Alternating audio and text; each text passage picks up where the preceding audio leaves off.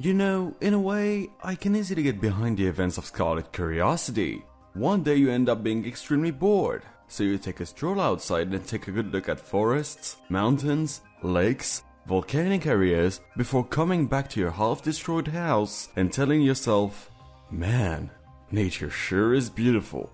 Excluding my house being destroyed, I don't really want to take care of the debris. That's pretty much the feeling I've had throughout while playing Scarlet Curiosity, a mix of wonder and admiration. I know you may be thinking that I'm exaggerating a bit, but it's rare to see Touhou fan games with such a level of visual flair. Sure, it might be blurry at times since the game is looking to save some resources, but most of the games usually tend to be minimalistic or extremely stylized. Here, just looking at the water feels nice and calming, even though it's sort of weird coming from a game where you have to beat up thousands of enemies. Speaking of which, let's leave aesthetics aside for a moment and focus on the gameplay, shall we? It might surprise you, but the game is surprisingly simple when it comes to that, only having a few buttons mapped for different attacks that you can swap at your leisure. Having different options prevents the game from feeling stale, though one thing is sure, you're going to hit a lot of people.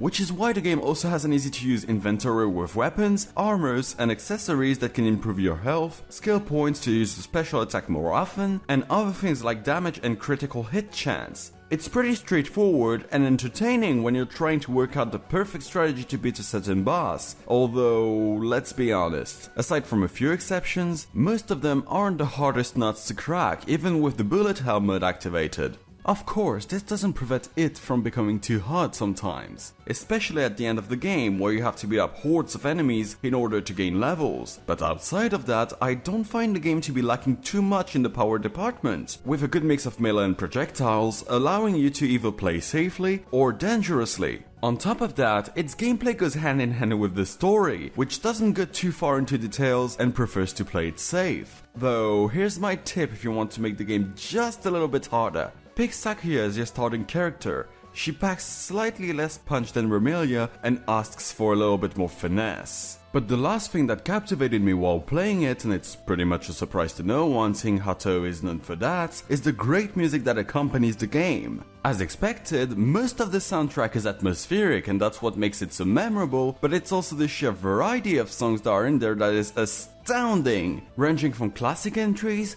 to fighting games, to even Zune CDs, which isn't as common to find as one would think. If you want to know my favorites, I choose the Mr. Lake theme for its relaxing tones, and Oni's Island in the Fairyland for the tension that radiates from it. But there you have it, those are my thoughts on Touhou Scarlet Curiosity, a wonderful game made by a small, yet amazing group of people. I had plenty of fun with it and I hope you will enjoy it as well. But now, if you don't mind me, I need to get my way out of the bamboo forest of the lost, so I'll wish you a wonderful day everyone, and see you next time.